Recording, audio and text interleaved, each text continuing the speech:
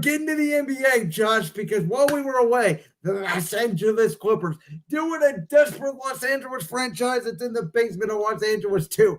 They go out, they acquire another ball hog to go with the one and only ball hog, Russell Westbrook, to go with the guy that doesn't talk, and Kawhi Leonard, and to go with the guy in Paul George, who's a very good player, not a great player. This is a team, bunch of ball hogs.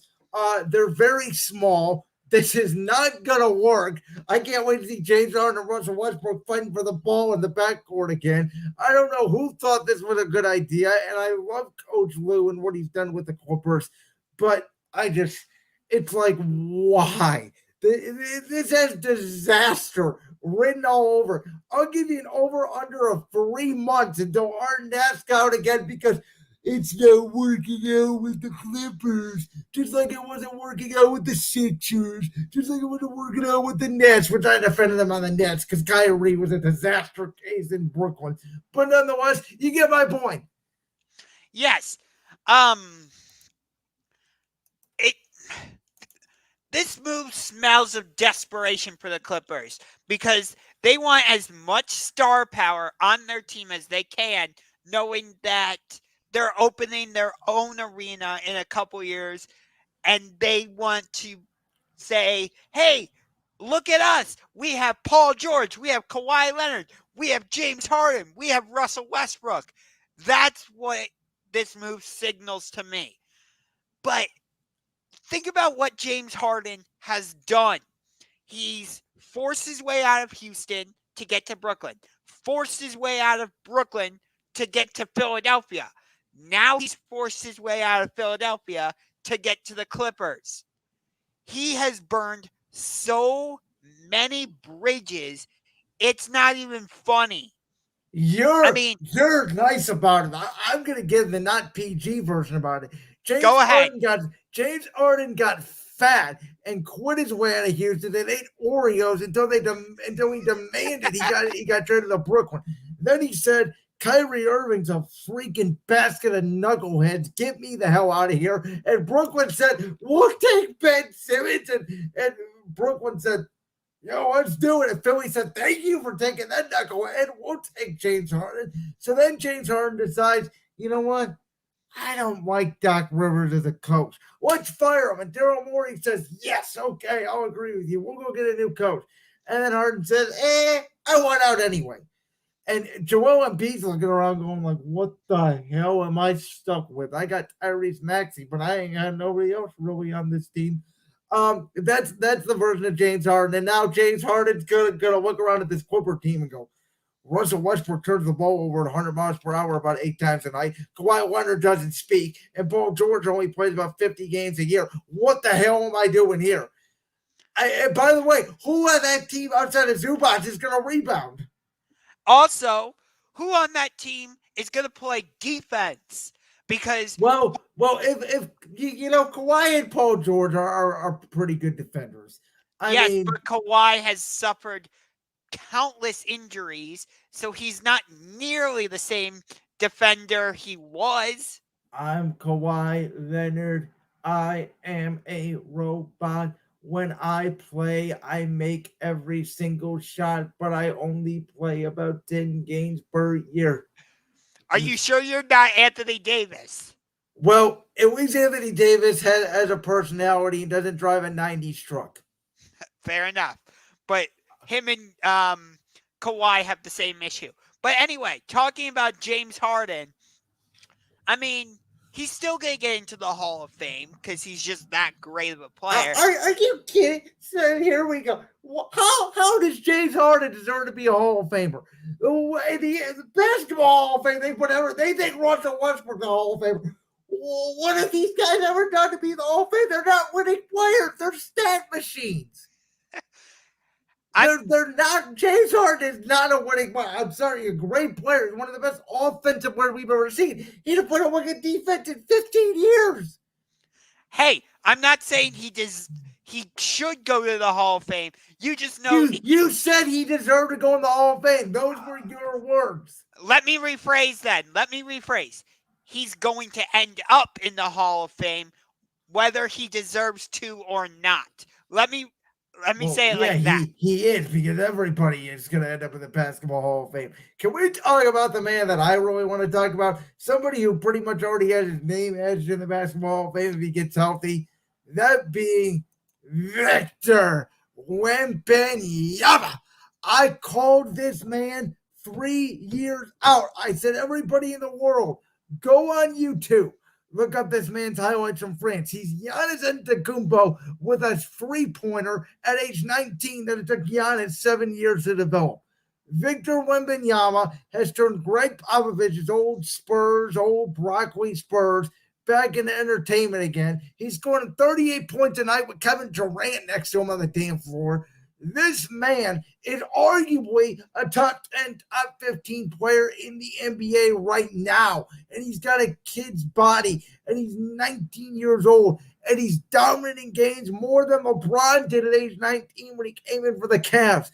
He's not afraid to go inside. He's not afraid to shoot free throws. He has handles like a point guard. He is everything you want in a generational superstar talent that I think if the Spurs had enough talent, especially now that they have a play-in, can we please get Victor Wembanyama in the play-in tournament this year? Please, please, please. This kid is special. I'm telling everybody, if you have not watched this kid, Victor Wembanyama, go back and watch highlights, whether it's in the NBA or not. The kid is next. He is the next great NBA player. He's going to be better than Giannis. I'm just going to say it. I think he's going to be a little bit better than what Nikola Jokic is. I think Giannis will turn into like what a Kevin Durant, what a Kobe Bryant was, but he won't be LeBron James. This kid, for the next 15 to 20 years, is the new face of the NBA. Wow. You made some very bold statements there by saying he's going to be the next face of the NBA. I've been saying it since he was in high school. The kid has all the traits to be the guy, a lot like LeBron had all the traits when he was at St. Vincent St. Mary. Okay, so doesn't this feel so San Antonio Spurs, though? Because think about it. They get a generational player in David Robinson, and then they go and get Tim Duncan, and we know what happened. They go on to win 5 championships. This just feels so appropriate for the San Antonio Spurs. They get this once in a generation player, and, you know, they're not going to end up with a player like Tony Parker or Manu Ginobili. But if you can get role players around him, similar to what the Spurs did with Tony Parker and Manu Ginobili, you can build something there. Do you kind of get what I'm saying there? And in this day and age of the NBA, especially in the Western Conference, the old Lakers, the old Suns, the old Warriors, in the next 3 to 4 years, those teams are going to be bad or heading towards decline or maybe terrible. So give Victor Wembanyama a couple years. Give San Antonio a couple years to build the roster on this kid. And I could see, almost every year, him and Jokic battling for the Western Conference crown. I know a lot of people love Luka Doncic, but Luka is a really good player to me, but he doesn't play defense. He's a turnover machine as well. He barks at the refs a lot too, which I don't like. Wembanyama just doesn't care. Wembanyama will get hit. He'll block shots. After his first game, which, you understand it's your first game ever in the NBA, you're going to be a little bit nervous. After his first game, he settles in, and I'm sorry, he looks better than 90% of this league. Okay. Well, he's going to be center stage tomorrow because you know where he's playing? The world's most famous arena, Madison Square Garden, against the New York Knicks on ESPN. So everybody... Boy, Madison Square Garden. You mean that dump that hasn't been a big game in about 20 years outside of one playoff game when they beat the Cavs? Yes, but he's going to be center stage tomorrow, so I'm looking forward to that. But there's another game on Wednesday that I'm even more interested in. There is, and I can't wait to debate you on it. So I'm going to let you go first because I have a take you're not going to like, and I want you to just go first. So I am very interested in this game tomorrow night. It is Steph Curry, Klay Thompson, Draymond Green, and the Golden State Warriors going up against Jamal Murray, Aaron Gordon, Nikola Jokic, and the defending NBA champion Denver Nuggets. This is the first of 4 games they will play against each other. They'll also play in Denver on Christmas, which that's going to be an even better matchup. But the reason I'm so interested in this is because you've got Jokic against Steph, the last 2 finals MVPs. You've got, of course, Warriors Nuggets, the last 2 NBA champions. Everybody still thinks the Warriors are going to be a factor in the Western Conference this season. And the Nuggets are not going anywhere. They're the favorite, I would say, to win the finals right now, coming in the Western Conference. They're the Western Conference favorites, I would say. So this game just has it all for me. You've got star players. You've got players who are coming of age in Jamal Murray. You know, I'd like to see Jonathan Kuminga and Moses Moody take that next step for the Golden State Warriors and kind of become that next generation when Steph and Klay move on. But I'm just so interested in this game. So, as I said earlier in an earlier episode of Championship Rings, in my humble opinion, there were nights last year that Jamal Murray was just better than Nikola Jokic on the court. Jamal Murray is already a star. That's my opinion. But my take on this game, on a scale of 1 to 10 of how excited I am for this game, is a -9. Damn. And I'm gonna tell you why, Josh. The date on today's calendar is November 7th, 2023. Oh, here we go. You know when in my mind the NBA season starts? Here February it comes. 12th, the day after the Super Bowl. That's when the real NBA season starts. Christmas Day now is dominated by football. Nobody even watches the NBA on Christmas. The always most watched games last year on Christmas ever because nobody cares about football. The NBA is a April, May, June sport. As much as we all love watching our favorite teams, for us it's the Cavs, for others it's Denver, Golden State, Lakers, whoever your favorite team is. We know the NBA is literally a 2-month sport. You can make an argument it's 3 months. You want to expand it to March. The Lakers redid their whole damn team at the trade deadline and made it to the Western Conference Finals last year. I mean, this game, in retrospect, you could say, oh, for seeding purposes down the line, I guess it could matter theoretically if they're tied at the end of the season. But these 2 teams are going to be so different in their experience and they're battle tested and their personnel and what they like to do and how they play as a basketball team. You can take signs from November, December, January. Here's what we're good at. Here's what we're bad at. Here's what we're going to need to work on. But the difference in the NBA is you have a 7-game series in April, May, and June. Outside of what Miami did last year, usually the better team in each series wins the series. Usually it's about what? Veterans, mid-range jump shooting, and good defense, and stars taking over when they're healthy. I know the NBA is going to try to limit load management, which they absolutely should this year. And the in-season tournament to me is a gimmick and a disaster. I don't even want to talk about it tonight because I have so many feelings on it. The NBA knows they're behind the NFL, which is why they're trying to get more big games here early in the season.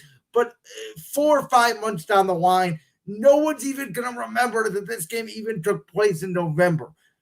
The Cavs played Golden State twice this year, and it's, in the last Sunday and then next series, 6 games. November, that's it. So when these 2 teams play in March, maybe it might mean more, but November, I'm sorry, I got nothing for you. I respect that opinion. I really do. You thought I was going to hate it, but I really don't because I totally understand where you're coming from. I guess for me, it's just like I love to.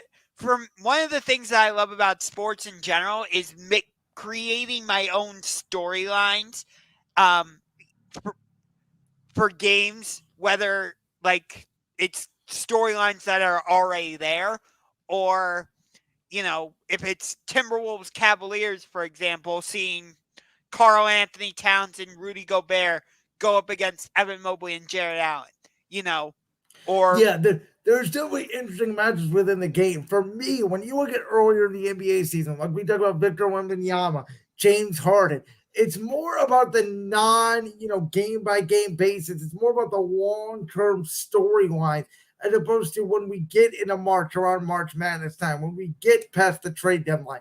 That's when to me you look at and you say, because right now Boston and Denver look amazing. The Cavs do not look great right now, as an example. That could all flip by the time we get to March. and and I totally hear you.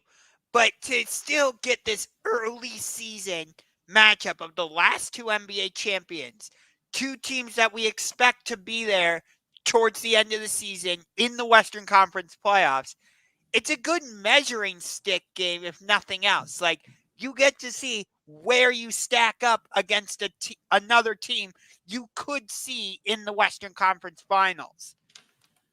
And I understand that to a point, but again, I think it's too early in the season for that. And that you're, and at the same time that you, I understand what you're saying.